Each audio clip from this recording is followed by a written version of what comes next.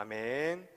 오후 예배 나오신 우리 모든 성도님들을 주님의 이름으로 축복합니다.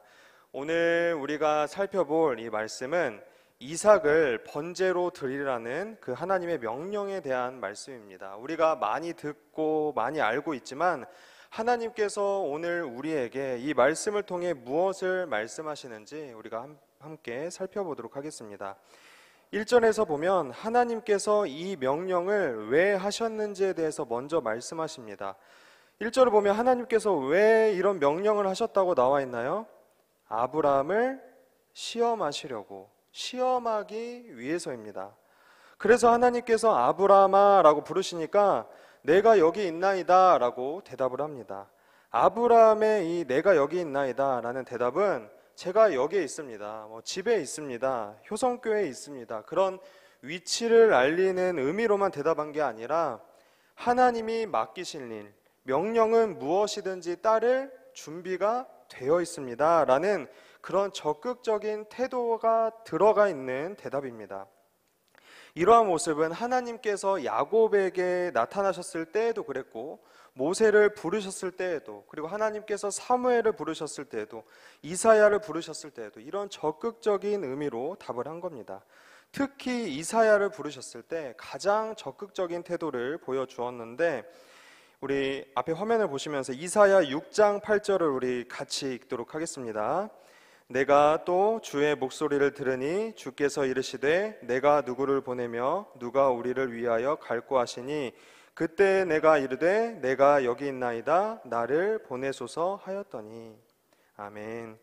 내가 여기 있나이다 나를 보내소서. 하나님 저 여기에 있습니다, 명령만 내려주세요, 말씀대로 하겠습니다. 하나님의 명령에 아브라함 역시 이런 적극적인 태도를 보이고 있는 겁니다. 아브라함의 이런 적극적인 태도가 과연 진심일까 하는 분들도 있습니다. 이게 무슨 말이냐면 아브라함이 이전에 보였던 모습 때문에 그렇습니다. 아브라함은 우리가 잘 알고 있다시피 믿음의 조상입니다. 그렇지만 인간이기도 하다 보니까 창세기 20장에서 보면 비겁한 행동을 하죠. 무슨 행동을 하냐면 그랄 지역으로 이동을 하면서 아브라함의 아내 사라를 자기 누이라고 합니다. 왜 그랬냐면 아내가 너무 예쁘니까. 자기가 남편이라고 하면 자기를 죽이고 그 아내를 차지할까봐 살려고 아브라함이 비겁하게 누이라고 했던 겁니다. 근데 그 전에도 이런 비겁한 방법을 썼었습니다. 이런 모습을 보면 이런 비겁한 행동을 했던 게 불과 창세기 20장이고 우리가 지금 살펴보고 있는 말씀이 창세기 22장이니까 여기에서 하나님 제가 여기 있습니다 이렇게 적극적으로 대답하는 태도가 과연 진심일까 하는 그런 생각이 들 수도 있지만 사실 20장의 사건과는 꽤 많은 시간이 흐른 뒤입니다. 이삭이 그 이후로 태어난 게 그 비겁하게 거짓말을 한 사건이 있고 13년이 지난 후이고, 지금 본문에서 이삭이 커서 아브라함하고 같이 다닐 정도가 되었으니까 거의 20-30년의 시간 동안 아브라함의 믿음이 많이 성장했다는 것을 알 수 있는 겁니다.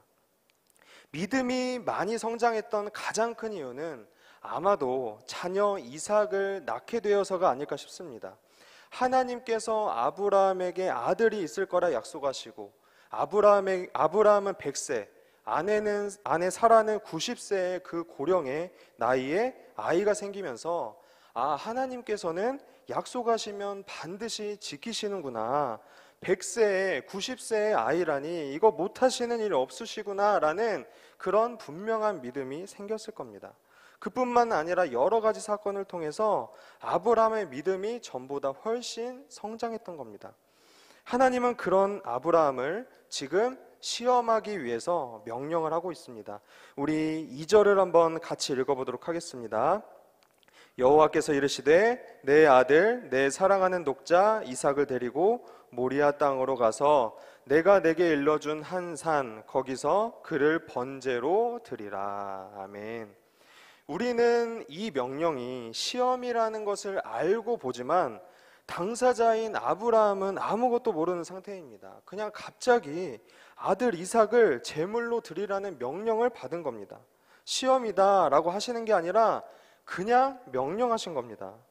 아브라함은 아직 하나님에 대해서, 하나님이 어떤 분이신지, 하나님께서 어떤 능력을 가지신 분이신지 하나님에 대한 지식이 우리만큼 있지 않습니다. 우리보다 아브라함이 하나님을 잘 알지 못했습니다. 그리고 아브라함이 살았던 곳에서는 이방 우상을 섬기는 사람들이 사람을 드리는 제물로 드리는 제사, 소위 인신제사라고 하는 그 제물로 드리는 일이 많이 있었고, 또 아브라함이 살아오면서 그것을 많이 보고 들어왔던 그런 배경이 있었습니다. 그런데 하나님께서도 이런 명령을 내리시니까, 사람을 제물로 드리는 제사를 하라고 명령을 하시니까 아브라함은 참 여러 가지 생각이 들었을 겁니다. 내가 알고 있는 하나님이 맞나? 원래 하나님은 이런 분이셨나? 하나님의 명령을 지키기 위해서 100세에 낳은 그 소중한 아들 이삭을 바쳐야만 하나? 그 시대에 자녀가 없다는 일은 굉장히 힘든 일입니다. 지금도 물론 너무나도 힘들겠지만 특히 그 시대에 아이를 못 낳는다는 것은 거의 저주받은 사람 취급을 받았습니다. 그런데 사라가 90세가 되어서야 이삭을 낳았으니까 그간의 시간들이, 90년의 시간이, 90년까지는 아니겠지만 결혼하고 나서부터니까 얼마나 힘들었겠어요. 자녀를 갖지 못해 받았던 그 긴 시간의 서름과 고통은 정말 말도 못하게 괴로웠을 겁니다. 이런 상황에서 드디어 하나님께서 약속하셨던 자녀, 얼마나 귀하게 기다리다가 얻은 자녀인데 그 자녀를 바쳐야 한다는 겁니다. 아브라함은 하나님의 명령에 결심을 합니다. 우리 창세기 22장 우리 3절을 한번 같이 읽어보도록 하겠습니다. 아브라함이 아침에 일찍이 일어나 나귀의 안장을 지우고 두 종과 그의 아들 이삭을 데리고 번제에 쓸 나무를 쪼개어 가지고 떠나 하나님이 자기에게 일러주신 곳으로 가더니. 아멘. 아브라함은 고심 끝에 하나님의 명령대로 모리아 산으로 떠납니다. 그런데 여기에서 아브라함의 굳은 다짐을 알 수 있는 부분이 3절 첫 부분에 아브라함이 아침에 일찍이 일어나라고 했습니다. 우리가 회사에 출근하거나 또 뭐 학교에 갈 때 일하거나 공부하러 가면 잠에서 깨기 싫어서 5분만 더 하잖아요. 조금만 더 자려고. 그런데 희한한 거는 쉬는 날에는 눈이 번쩍 떠진다는 겁니다. 놀러 가는 날에는 잠이 오질 않아요. 그런 것처럼 아브라함이 아침에 일찍 일어났다는 것은 하나님의 명령에 순종하기로 굳게 결심을 했다는 겁니다. 하기 싫어서 내가 눈을 뜨면은 해야 하니까 이불 속에서 뭉구적뭉구적하고 어떻게 하지 하는 것이 아니라 일찍 일어나서 그 자리를 떠났다는 겁니다. 안 하려고 내빼는 게 아니라 적극적으로 아브라함이 했다는 겁니다. 그래서 아들 이삭과 종 2명과 나귀와 번제에 쓸 나무를 챙겨서 떠납니다. 지금 뭐하러 가는지 정확히 아는 사람은 아브라함밖에 없습니다. 이삭과 종들은 그냥 먼 곳에서 예배드리는 것으로만 생각하고 가는 거예요. 우리 4절을 같이 한번 읽어보도록 하겠습니다. 4절입니다. 제3일에 아브라함이 눈을 들어 그곳을 멀리 바라본지라. 아멘.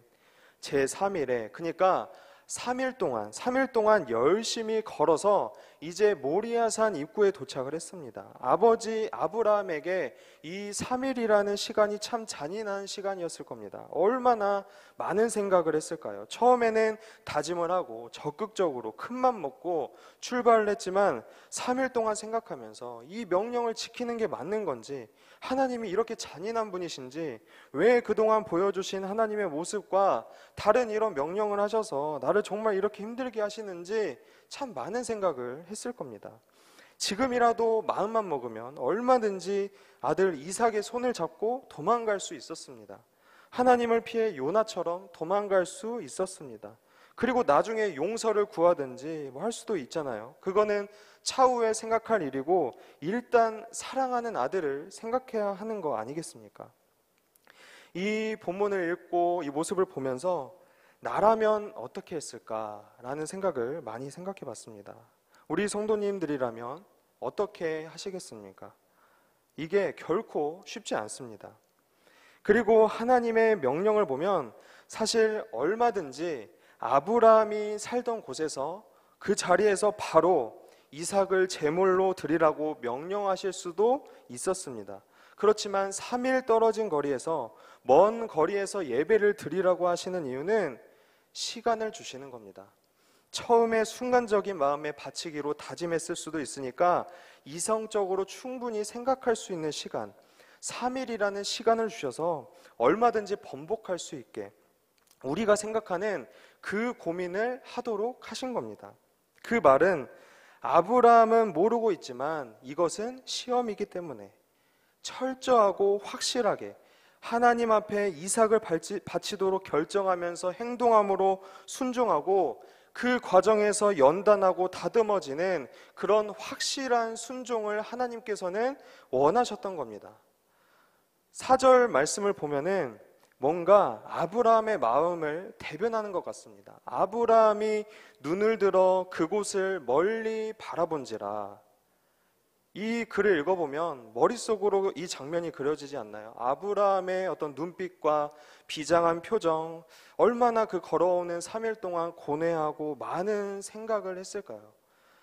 그리고 나서 우리 5절을 한번 같이 읽어보도록 하겠습니다. 5절입니다. 이에 아브라함이 종들에게 이르되 너희는 나귀와 함께 여기서 기다리라. 내가 아이와 함께 저기 가서 예배하고 우리가 너희에게로 돌아오리라 하고. 아멘. 같이 온 2명의 종들은 나귀하고 기다리라고 하고, 그리고 우리 6절도 한번 같이 읽어보도록 하겠습니다. 아브라함이 이에 번제나무를 가져다가 그의 아들 이삭에게 지우고 자기는 불과 칼을 손에 들고 2사람이 동행하더니. 아멘. 아들 이삭에게는 번제에 사용할 나무를 들게 하고 아브라함은 불과 칼을 손에 들고 산을 올라갑니다. 어떤 성경 주석가들은 이것에 대해서 이렇게 말합니다. 번제로 드릴 짐승은 흠이 없어야 하기 때문에 혹시나 이삭이 위험한 불이나 칼을 가지고 올라가다가 다칠까봐 위험한 도구인 불과 칼은 아브라함이 들고 가고 이삭은 나무를 들고 가게 한 거라는 거죠. 그만큼 아브라함은 지금 철저히 다짐하고 3일이라는 시간이 지났음에도 불구하고 자신의 하나뿐인 아들 이삭을 온전히 하나님의 명령에 따라서 바치려고, 드리려고 했다는 겁니다. 그런데 올라가는 중에 아버지 아브라함의 가슴을 철렁하게 하는 질문을 이삭이 합니다. 우리 7절, 8절을 우리 함께 읽어보도록 하겠습니다. 이삭이 그 아버지 아브라함에게 말하여 이르되 내 아버지여 하니 그가 이르되 내 아들아 내가 여기 있노라. 이삭이 이르되 불과 나무는 있거니와 번제할 어린 양은 어디 있나이까. 아브라함이 이르되 내 아들아 번제할 어린 양은 하나님이 자기를 위하여 친히 준비하시리라 하고 2사람이 함께 나아가서. 아멘. 아브라함의 마음이 어땠을까요? 하나님께서 준비하실 거라고 하면서 그 제물이 지금 질문하고 있는 자기 자신임을, 아들임을 아브라함만 지금 알고 있습니다. 지금이라도 아들의 손을 잡고 도망가면 아들을 죽이는 일은 없는데 아브라함이 얼마나 이런 이 순간들의 가운데 얼마나 힘들었겠습니까? 그리고 우리 9절 10절도 한번 같이 읽어보도록 하겠습니다. 하나님이 그에게 일러주신 곳에 이른지라. 이에 아브라함이 그곳에 제단을 쌓고 나무를 버려놓고 그의 아들 이삭을 결박하여 제단 나무 위에 놓고 손을 내밀어 칼을 잡고 그 아들을 잡으려 하니. 아멘. 결국에는 이제 아브라함이 그 일을 합니다. 여기에서 보면 그의 아들 이삭을 결박했다고 나옵니다. 아버지 아브라함이 100세의 아들 이삭을 가졌고 지금 이삭은 제단을 쌓을 나무 전부를 산 위에 들고 갈 수 있을 정도의 그런 힘이 있는 청소년이었기 때문에 그런 힘 있는 아들이 100세가 넘는 아버지에게 결박을 당했다고 이야기를 하고 있습니다. 그 말은 무슨 말일까요? 이삭이 도망가지 않았다는 겁니다. 순순히 묶였다는 겁니다. 이삭 역시 아버지 아브라함에게 순종했다는 겁니다. 아버지가 왜 이렇게 하시는지 얼마든지 뿌리치고 도망갈 수 있었는데 그러지 않았다는 겁니다. 우리가 금방 읽은 9절에서 10절을 보면 내용은 간단합니다. 간단한 내용입니다. 제단을 쌓고 이삭을 묶고 칼로 죽이려 했다. 그런데 그 내용이 마치 영화의 슬로우 모션처럼 아브라함에게만 길게만 느껴지고 괴로웠던 상황을 그 슬로우 모션처럼 상세하게 9절 10절에 거쳐서 자세하게 묘사를 하고 있는 겁니다. 그리고 드디어 아브라함이 칼로 이삭을 내려치려 합니다. 그때 여호와의 사자가 말합니다. 아브라함아, 아브라함아. 앞에서는 한 번 부른 것과는 다르게 다급하게 부릅니다. 아브라함아, 아브라함아. 여호와의 사자가 아브라함아 하고 부르고 뭐라고 하는지 우리 12절을 한번 같이 읽어보도록 하겠습니다. 사자가 이르시되 그 아이에게 내 손을 대지 말라. 그에게 아무 일도 하지 말라. 내가 내 아들 내 독자까지도 내게 아끼지 아니하였으니 내가 이제야 내가 하나님을 경외하는 줄을 아노라. 아멘. 그 아이에게 손대지 말라. 내가 이제야 하나님을 경외하는 줄 아노라. 모든 것을 아시는 전지하신 하나님께서 아브라함의 마음을 몰랐을 리가 있을까요? 없습니다. 그런데 하나님께서 왜 이렇게 말씀하시냐면 이 말은 아브라함의 믿음이 행함으로 완성되었음을 말해주고 있는 겁니다. 다시 한번 말씀드리면 아브라함의 믿음이 행함으로 완성되었다는 겁니다. 우리 앞에 화면을 보시고 야고보서 2장 21절을 함께 읽어보도록 하겠습니다. 우리 조상 아브라함이 그 아들 이삭을 제단에 바칠 때에 행함으로 의롭다 하심을 받은 것이 아니냐. 아멘. 아브라함이 행함으로 의롭다 하심을 받았다고 합니다. 그리고 야고보서 2장 21절 아까 금방 읽은 그 말씀 다음 절을 보면 우리 22절도 앞에 보시고 같이 읽도록 하겠습니다. 내가 보거니와 믿음이 그의 행함과 함께 일하고 행함으로 믿음이 온전하게 되었느니라. 아멘. 그의 믿음이 행함으로 온전하게 되었다. 행함으로 믿음이 완전하게 되었다는 겁니다. 하나님께서는 아브라함의 믿음이 행함으로 완전하게 되었음을 말씀하고 계십니다. 아브라함이 순종할 수 있었던 확실한 그 믿음의 근거가 있는데 하나님께서 이삭을 통해 언약을 맺을 거라고 하셨던 말씀, 창세기 17장 19절을 보면은 제가 읽겠습니다. 하나님이 이르시되 아니라 내 아내 사라가 내게 아들을 낳으리니 너는 그 이름을 이삭이라 하라. 내가 그와 내 언약을 세우리니 그의 후손에게 영원한 언약이 되리라. 그리고 17장 21절 말씀을 보면 내 언약은 내가 내년 이 시기에 사라가 내게 낳을 이삭과 세우리라. 그리고 창세기 21장 12절을 보면 하반절을 보면 이삭에게서 나는 자라야 내 씨라 부를 것임이니라. 아멘. 이삭이 자녀가 없는 것은 물론 결혼도 안 했는데 이삭에게서 자녀가 낳아야 한다고 하시니까 그런데도 하나님께서 이삭을 죽이라고 하시는 거 보니까 아브라함은 하나님께서 방법이 있으시니까 죽이라고 하시는 거겠지라고 생각을 한 겁니다. 그런데 아브라함이 생각한 하나님의 그 방법이 어떤 방법이었냐면 우리 앞에 화면을 보시고 히브리서 11장 19절 상반절 노란색으로 칠해져 있는 그 부분을 함께 읽도록 하겠습니다. 그가 하나님이 능히 이삭을 죽은 자 가운데서 다시 살리실 줄로 생각한지라. 아멘. 여기에서 그는 아브라함입니다. 아브라함은 하나님께서 능히 이삭을 죽은 자 가운데서 살리실 것이라고 생각했다는 겁니다. 아브라함에게는 부활의 신앙이 있었습니다. 그러니까 아브라함은 실제로 이삭을 죽여서 제물로 바치고 그리고 하나님께서 이삭을 다시 살리실 거라는 믿음, 그 믿음이 있었던 겁니다. 그래서 창세기 22장 5절에서 보면 5절 하반절을 보면 종들에게 말을 하는데 내가 아이와 함께 저기 가서 예배하고 우리가 너희에게로 돌아오리라 라고 합니다. 우리가 돌아오겠다.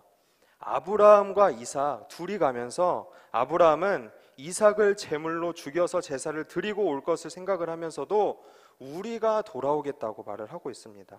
하나님께서 이삭을 다시 살리실 것을 확실하게 믿었다는 겁니다. 하나님께서 이삭을 통해 많은 자손을 주실 거라는 약속을 했기 때문에 말씀하신 것은 지키시는 분이심을 믿기 때문에 그러한 능력이 있다는 것을 믿었기 때문에 아브라함은 믿음으로 순종했다는 겁니다. 그리고 하나님께서는 아브라함의 믿음을 보시고 막으셨습니다. 아브라함아, 너의 마음은 잘 알았다. 이제 너의 믿음이 온전해졌다. 그러니까 너의 사랑하는 독자 이삭에게 손대지 말아라. 그 사랑하는 자녀에게 아무 일도 하지 말아라. 하나님은 자기 자신이 어떤 분이신지를 다시 한번 아브라함에게 알려주십니다. 아브라함이 보던 그 이방 우상들, 잔인하게 사람을 제물로 바치고 그 맹목적인 희생만 요구하는 그런 우상들과 우리 하나님은 다른 분이시라는 거죠. 그러니까 하나님께서는 아브라함의 마음을 아시는 것만으로도 만족하신다는 겁니다. 실제 그런 가슴 아픈 아들을 죽이는 희생이 아닌 하나님을 향한 믿음을 확인하는 것만으로도 만족을 하신다는 겁니다. 이것은 하나님에 대해서 우리에게도 말씀하시는 겁니다. 하나님은 사랑의 하나님이시고 하나님은 자비로운 분이시고 우상들과는 다른 참 하나님이심을 알려주십니다. 그런데 하나님께서는 여기에서 더 나아가 우리에게 무엇을 말씀하시나요? 그럼에도 나는 내 독자를 내놓는다. 그럼에도 나는 내 사랑하는 하나뿐인 자녀 예수 그리스도를 너의 구원을 위해서 내놓겠다. 아브라함이 그렇게 고민하고 힘들어하고 칼로 내리치는 시간이 정말 영원한 시간처럼 길게만 느껴졌던 그 너무나도 힘든 일을 결국에는 하나님께서는 아브라함을 막으시고 아들 이삭을 살려주셨는데, 하나님은 우리를 위해서, 나를 위해서, 우리 성도님들을 위해서 하나님의 사랑하는 아들 예수 그리스도를 죽게 하셨다. 기꺼이 그렇게 하셨다는 겁니다. 우리를 위해서. 그 크신 주님의 사랑이 얼마나 감사한지 모릅니다. 아브라함에게는 차마 그 아들을 죽이지 못하도록 막으셨지만 하나님의 독생자 예수 그리스도는 십자가에 매달리셔서 철저하게 죽게 하셨습니다. 그 아픔과 고통, 예수님 역시 육체적 고통과 그보다 큰 정신적, 영적 고통을 겪으시고 하나님 역시 성부 하나님으로서 괴로우시며 우리를 그 죽음의 자리에서 생명의 자리로, 승리의 자리로 불러주시기 위해서 독생자 예수 그리스도를 철저하게 십자가에서 죽게 하셨다는 겁니다. 이토록 우리를 사랑하시는 하나님 앞에, 아쉬울 것이 없음에도 모든 것을 내어주시는 하나님 앞에 우리가 어떻게 감히 하나님을 믿지 못한다고 말할 수 있겠습니까? 하나님의 모든 결정과 인도하심이 잘못되었다고 불평할 수 있겠습니까? 투덜댈 수 있겠습니까? 하나님께서 허락하지 않으시면 참새 한 마리도 땅에 떨어지지 못하는데 어떻게 감히 하나님은 모르신다, 하나님은 주무신다 라고 할 수 있겠습니까? 한치 앞도 모르는 우리 정말 연약한 인간이 어떻게 하나님의 모든 섭리가 옳다 그르다를 판단할 수 있겠습니까? 우리 하나님은 선하신 분이시고 우리를 너무나도 사랑하십니다. 믿으십니까? 독생자 예수 그리스도를 십자가에 죽이시기까지 사랑하시는 분이십니다. 그러기에 함부로 고난과 문제에도 항상 기뻐하라고 함부로 말할 수는 없겠지만, 아브라함의 믿음을 보면서 하나님께서 원하시는 그런 믿음의 생활을 한번 살아보시기를 바랍니다. 아브라함이 그러했던 것처럼 어떠한 상황에도 선하신 하나님을 믿으며 그 하나님의 우리를 향한 사랑을 믿으며 우리 각자가 처해 있는 상황과 문제의 역경들을 잘 이겨내시기를 바랍니다. 아브라함의 믿음의 핵심은 어떠한 상황 가운데도 우리 하나님을 믿었다는 겁니다. 우리 역시 하나님을 믿고 우리의 문제가 해결되어도 하나님의 뜻이고 그렇지 않아도 하나님의 뜻임을, 하지만 무엇이 정말 나에게 선한 것임을 모르기에 하나님 앞에 온전히 맡기면서 우리의 삶을 살아나가며 아브라함처럼 하나님을 전적으로 믿으며 살아나가는 저와 모든 성도님들의 삶이 되시기를 간절히 소망합니다. 우리 시간 기도하도록 하겠습니다.